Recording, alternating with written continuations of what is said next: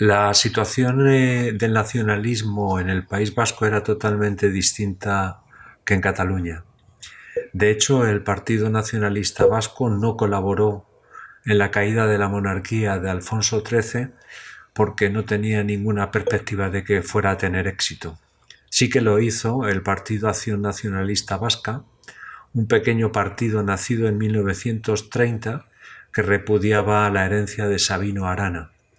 Este partido se definía como de izquierda, republicano e independentista. Más o menos era como una especie de acción catalana de Cataluña. Cuando se estaba elaborando el Estatuto catalán, el 27 de mayo de 1931, el PNV, la Comunión Tradicionalista y los conservadores impulsaron una iniciativa municipal para la elaboración de un estatuto de autonomía. Los alcaldes encargaron a una asociación cultural, la Sociedad de Estudios Vascos, la redacción de un estatuto. Este estatuto estaría a medio camino entre el foralismo tradicional y el federalismo. Incluía las provincias de Álava, Guipúzcoa, Vizcaya y Navarra bajo la denominación de Euskadi. Cada uno gozaría de una amplia autonomía interna y de su acuerdo nacerían tanto los poderes ejecutivo como legislativo. Definen como competencias del Gobierno de España los asuntos internacionales, las comunicaciones, la moneda, el derecho mercantil y penal, las relaciones entre la Iglesia y Estado, las elecciones y las Fuerzas Armadas. El resto de los asuntos quedaría con plena autoridad para el Gobierno vasco. El 7 de junio de 1931 todas las fuerzas políticas aceptaron el proyecto, lógicamente cada uno con sus reservas, y una amplia mayoría de los municipios daban su apoyo, excepto unos 40. Una semana después, el 14 de junio, se convocó una Asamblea General de Ayuntamientos en Estella para discutir el proyecto. La mayoría de los presentes eran carlistas y PNVistas, ya que los representantes de los partidos de izquierda decidieron no asistir. El proyecto acordado resultante de Estella fue mucho más conservador y nacionalista que el elaborado por la Sociedad de Estudios Vascos. Fue aprobado por 427 de los 529 ayuntamientos. Este proyecto decía que las 3 provincias vascas restablecerían sus fueros, que fueron suprimidos en 1876. Navarra estaría incluida en el Estado vasco. Las provincias estarían divididas en 2 zonas lingüísticas, euskeras y castellanas a efectos administrativos y educativos. Las asambleas provinciales serían elegidas por un sufragio censitario, donde los inmigrantes españoles con una residencia menor a 10 años no tendrían derechos políticos.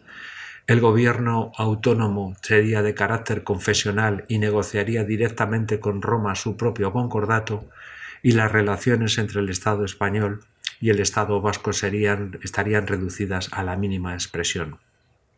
El 22 de septiembre lo presentan a Alcalá Zamora para que éste lo lleve a las Cortes. Pero este estatuto de Estella ni se llegó a tramitar por inconstitucional debido al artículo referido entre las relaciones entre la Iglesia y el Estado. El 6 de noviembre el Gobierno provisional, tras el rechazo del Estatuto de Estella, encargó la elaboración de otro proyecto a las comisiones gestoras. ¿Qué eran las comisiones gestoras? Eran las que sustituyeron provisionalmente a las diputaciones provinciales. Las comisiones gestoras estaban formadas por republicanos y socialistas que habían sido designados por los gobernadores civiles. Este estatuto de las comisiones gestoras declara a las Vascongadas y Navarras como núcleo político-administrativo autónomo dentro del Estado español, reconociendo la autonomía de cada provincia, pero rebajando la capacidad de autogobierno y poder político en beneficio del gobierno y de un parlamento común. El modo electoral para elegir a los diputados del Parlamento vasco sería por sufragio universal mixto. La mitad sería elegido en listas provinciales en un número idéntico para todas y el otro 50% sería una circunscripción única que englobaría a toda la región. El Consejo Permanente o Gobierno vasco estaría constituido por parlamentarios en un número idéntico por provincia. El sistema judicial dependería del Tribunal Supremo Vasco y las competencias del gobierno vasco serían similares a las del Estatuto catalán. El euskera sería cooficial con el castellano y sería de uso obligatorio en las zonas euskaldunes, tendría hacienda propia y contribuiría a la hacienda española con los cupos del Concierto Económico de 1925. En junio de 1932, en Pamplona, este estatuto de las comisiones gestoras fue aprobado por una asamblea de ayuntamientos, con el voto en contra de Navarra, donde los carlistas eran mayoría. Esto trajo como consecuencia la paralización del proyecto y la elaboración de uno nuevo, donde se excluyera a Navarra del Estatuto Vasco. El 5 de noviembre de 1933 por fin fue aprobado el referéndum. ¿Por qué se tardó tanto? Se tardó tanto por el enfrentamiento y las tensiones que había entre el PNV y el gobierno, formado por republicanos y socialistas. Y además hubo otra contrariedad. En el referéndum, la provincia de Álava no alcanzó la mayoría del censo debido a que la mayoría eran carlistas. El estatuto llega a las Cortes en diciembre de 1933, coincidiendo con el cambio de gobierno. Ahora el gobierno está presidido por el grupo radical en coalición con el grupo de la CEDA. Lerroux ofreció al PNV el apoyo a su estatuto a cambio de su colaboración, pero la CEDA y los grupos de derecha, cuyos votos eran mucho más necesarios para el gobierno, bloquearon dicho acuerdo. Se debate en las Cortes el estatuto en febrero de 1934. El gobierno se apoyaba en el referéndum de noviembre de 1933 para detener su tramitación, ya que en la provincia de Álava no se había alcanzado la mayoría necesaria del censo electoral. Los debates abrieron una gran brecha entre una derecha partidaria como máximo del retorno a los fueros y un PNV que exigía un amplio autogobierno. Esto hizo que el Partido Nacionalista Vasco se radicalizara y se acercara a los socialistas, de los que siempre habían estado muy enemistados. Sus diputados se retiraron de las Cortes al mismo tiempo que los diputados de Esquerra Republicana por el tema de la ley de contratos de cultivos. Nuevos enfrentamientos se produjeron en el verano de 1934. Las fuerzas vascas pedían la convocatoria de elecciones municipales y provinciales para acabar con la provisionalidad de las comisiones gestoras, y también hubo problemas en las competencias. El Ministerio de Hacienda quería recaudar impuestos sobre la renta y el lujo sin participación de las diputaciones y además modificar el régimen impositivo del comercio vinícola, adaptándolo al modelo nacional. Para el PNV, la primera medida suponía una violación de la autonomía fiscal garantizada por el concierto económico y la segunda medida perjudicaría los intereses de los cosecheros.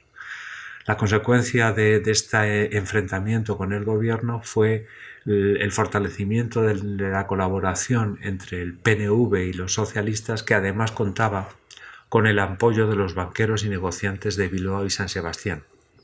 Pero esto no quiere decir que el PNV no apoyara las líneas generales del gobierno radical cedista. De hecho, no va a intervenir en ninguno de los movimientos subversivos para acabar con dicho gobierno. En las elecciones de febrero de 1936 el PNV se presentó en solitario, rechazando las ofertas de coalición de la CEDA debido a su oposición a la autonomía y del Frente Nacionalista Vasco, que pedía la independencia del País Vasco. La campaña del PNV en estas elecciones seguía este lema: por la civilización cristiana, por la libertad de la patria vasca y la justicia social. Fue el partido más votado, teniendo 9 diputados por 7 del Frente Popular y 1 de Comunión Tradicionalista. El PNV era mayoritario en Vizcaya provincia y en Guipúzcoa. Cuando se formó el gobierno del Frente Popular, se abrieron nuevamente negociaciones sobre el Estatuto Vasco entre el gobierno y el PNV, liderado por José Antonio Aguirre. La principal dificultad en estas negociaciones fue otra vez las finanzas. El gobierno quería que los vascos cotizaran más, pero manteniendo su concierto económico, y los vascos no querían aumentar más sus cotizaciones. En el verano del 36 se llegó por fin a un acuerdo. Se mantenían las cuantías de los impuestos, pero no se autorizó al gobierno vasco a tener su propia hacienda. Poco tiempo después estalló la guerra civil y el PNV decidió entrar en el gobierno a cambio de la proclamación inmediata del estatuto. Se llegó a dicho acuerdo, pero había un problema. En Álava y en Navarra ese territorio estaba ocupado por el bando sublevado. Por tanto, el estatuto va a entrar en vigencia en plena guerra civil, pero no va a poderse representar para todo el territorio vasco, ya que solo va a estar vigente en Vizcaya y en la mitad de Guipúzcoa, porque el resto del territorio va a estar controlado por el bando sublevado. El 7 de octubre de 1936, José Antonio Aguirre va a ser elegido primer lehendakari, pero va a ser elegido de forma transitoria por los concejales de los ayuntamientos de los no ocupados por los sublevados hasta la celebración de unas nuevas elecciones.